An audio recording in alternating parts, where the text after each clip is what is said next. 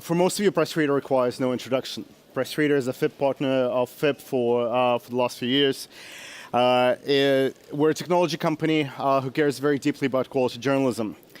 We are a social platform that incites change, and we're also a publisher of ourselves. We publish a quarterly magazine called The Insider, which I will come to in a second.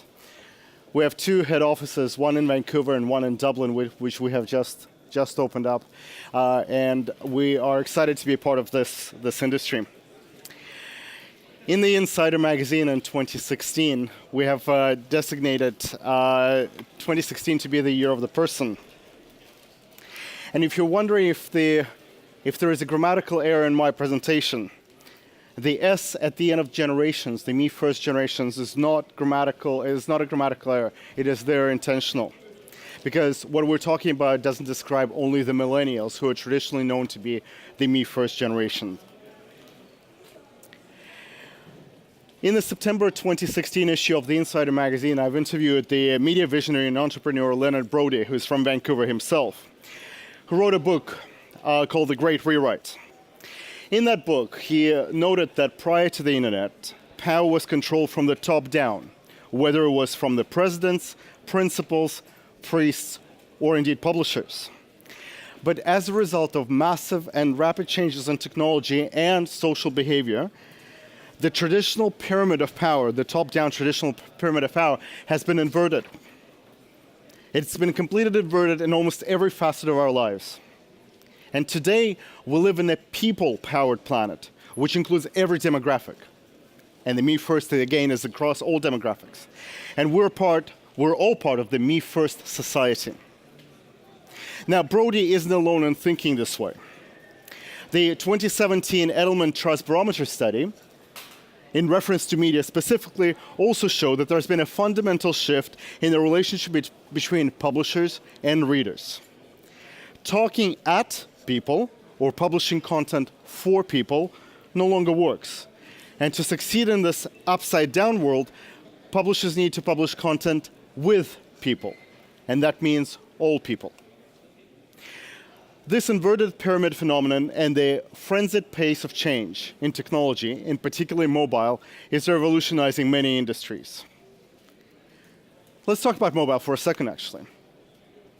Irrespective, I'm sure this doesn't come as a surprise, but irrespective of age, income, other demographical data, everyone has a mobile device, and some people have more than one. And what's interesting about the mobile device or smartphone, we all have a very personal relationship with it.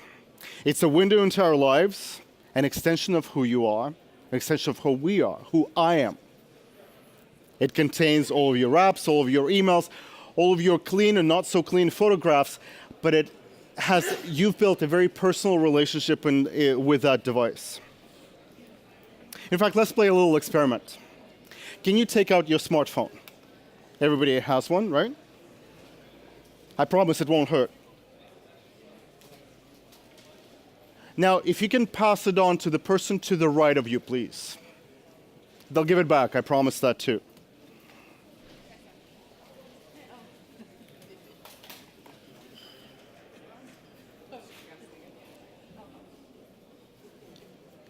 How does that feel? Bad. Absolutely. As if somebody has gotten a hold of your life and is trying to pry into it, even though, in most cases, they won't be able to access it. But it's that incredibly strange relationship that we have built with this device that is controlling us. Now, how often, by show of hands, how often do you check your phone? Let's say every few minutes. So you have two options, every few minutes or a few times an hour.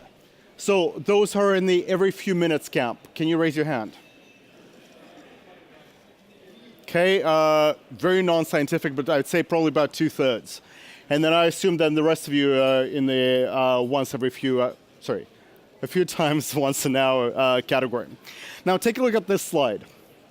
This slide comes from Gallup, and it's how often do you use a smartphone, including times you look at it, check it, and use it for any reason. And obviously in every age category, the results are a bit different. But the the lighter green color shows every few minutes, the percentage of people, a percentage of users who use their smartphone every few minutes. So it's interesting to see that in this group, in this channel, the number of you who are in that category is higher than the average that's at Gallup. Let's talk about other industries that are disrupted, and you'll see why I'm talking about this. We all love to travel, right? St. Augustine is credited by saying that the world is a book, and those who do not travel read one page. If you think that Google and Facebook are threatening intermediaries in publishing, you should check out the impacts online travel agencies like Expedia or private accommodations company like Airbnb are having on the travel industries. Now, what is different about the companies that you see in front of you? You're all familiar with them. They're innovators who have quickly capitalized on being early adopters of mobile and recognizing the importance of superior customer experience through personalization. And this is why so many hotels and airlines are making customer experience a strategic priority in 2017. In 2017, in the reference to The Great Rewrite, the book that I mentioned earlier, every industry in the world has been impacted by massive technological and social changes that have occurred over the past 2 decades. Travel, hospitality, music, and publishing, they're all in their own way being rewritten from the ground up. Brands, again, the hotels, the Accors, the Pullmans, etc., consumers and publishers are all feeling the effects of this transformation happening in and around them, and they're all talking. Now, we're in this unique position that being Press Reader because we sit between the consumers, the publishers, and all of these brands. And all of these people are talking, which is why we're able to collect all of this data and share this with you in the Insider and in other ways. Over the past 6 months, we've actually partnered with 2 industry organizations. One is the Association of Passenger Experience, APEX, that's looking more at the airline experience of us as travelers, and Forbes Travel Guide, one of the founders of the 5-star ranking system for hotels. We wanted to survey the executives of all of these industries to gain insight as to what their content plans are for the future and why. Now, these are industries which build certain expectations around components of guest experience or passenger experience, and we want to see how that is changing in this great rewrite world. We wanted to dig deeper into the guest experience pie and how does access to quality content, such as magazines and newspapers, something that has been a value-added service for so many years, is changing over the years. Now, the good news is that those in the travel industry believe that quality content is an integral part of customer experience. In fact, the Forbes Travel Guide, the 5-star hotel criteria, includes the provision of complimentary access to media as part of the metrics that they measure a hotel at. Now, what's great is that, contrary to popular belief, people across all demographics also value great quality content. And those who use media apps spend even more time consuming it. In fact, in the US alone, 89% of US adult mobile population accesses news via mobile device. And what's interesting, it's not just the news bites, it's not just snippets of content, but the long-form journalism actually retains and engages the audience at a lot higher rate than the news bites do. And don't believe everything that you read about the growing mistrust in mass media. Yes, there is general mistrust in mass media as a whole, but the trust in individual brands and the trust in individual journalists is still at an all-time high. Having said that, and this is an important point to note, that print is slowly but surely disappearing from hotels and airlines. Most hotel chains and airlines have already stopped distributing the printed editions, or most will actually plan to do this over the next 3 to 5 years. And again, this data comes from the 2 reports that we've done with both Apex and the Forbes Travel Guide. Some hotels and airlines have stopped offering print entirely. Most recently, United Airlines has famously canceled all print delivery on board and in the lounges. Now, it's important to note that both of these segments have traditionally offered media content in a very limited way. remember you're staying at a hotel, say 10, 15 years ago. There would be a newspaper dropped at the door of your room in the morning. You would likely have a choice between one, possibly two titles. I've recently stayed at a Hilton hotel in Sao Paulo, and I'm a Canadian. The hotel doesn't offer a Canadian publication, so I was offered a compendium of American titles. It's like a little digest of US media, something that obviously had not as much relevance to me. Let's talk about airlines actually for a second. I'm sure that 15, 20 years ago you remember that when you're flying aboard a commercial aircraft, you would, if there was any in-flight entertainment available at all, the only thing that would be available would be the screen that was hanging off the ceiling, and every person on the plane would be watching the same movie. Now, I don't know about you, but if I were to fly with my grandmother, who is 84, I wouldn't want to watch the exact same movie that she wants to watch. Now, and this is actually if the airlines provided any in-flight entertainment at all. But what they're doing now, what a lot of these segments are doing now, they're actually bypassing the in-screen in-flight entertainment system and going back to this, going back to the personal device that each one of us has. And over the next several years, you see the data here go into 2019, you see the percentage of the airlines that will be switching to delivering content streaming to the device that the passengers are bringing on board.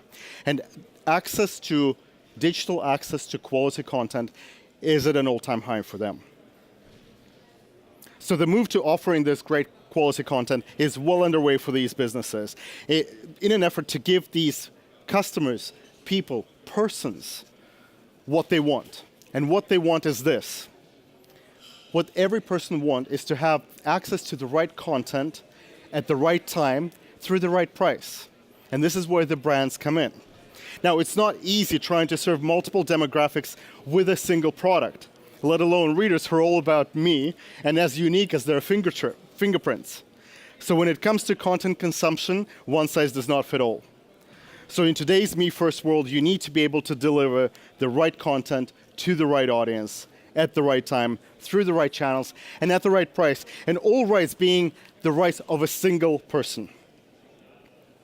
And so to facilitate that frictionless discovery of personalized, high-quality content, you need a powerful recommendation engine that is seamlessly embedded in a news feed. And that engine needs to measure more than just clicks, likes, and shares. It needs to track what's trending, content that retained other readers' attention the longest, content that is relevant based on what the user is reading now and has consumed before, and that is achieved through machine learning that's becoming more and more prevalent. Articles that others who have also read the same article enjoyed. So you're building these connections between people with similar interests, and stories that people with similar tastes have engaged with. And then to ensure that content presentation is obviously optimized across a number of devices, which obviously costs money. So the question is, who's going to pay for all of this? This data comes from the Reuters Institute for the Study of Journalism and looks at the percentage of people who have paid for digital news content in the past year.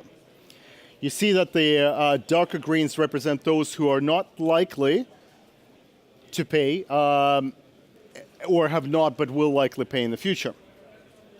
The problem here, though, is that even though the percentage of people who will pay for content is relatively acceptable, the amount of money that they're prepared to pay for that content is very little.